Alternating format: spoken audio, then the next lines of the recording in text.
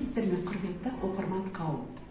Алтай суретшілер көзімен рубрикасы сіздерді ылғи да біздің жерлес суретшілермен таныстырып отырған болатын.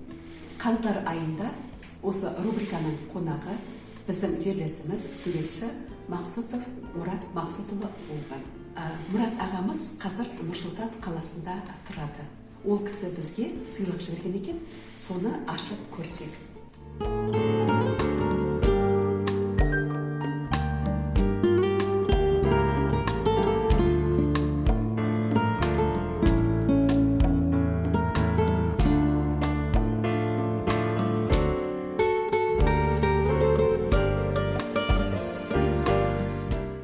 Құрметті оқырман, өздеріңіз көріп отырғандай, міне біздің Мұрат ағамыз өзінің кітабы «Айыртау арманымды жетелеген» кітабын жіберген екен.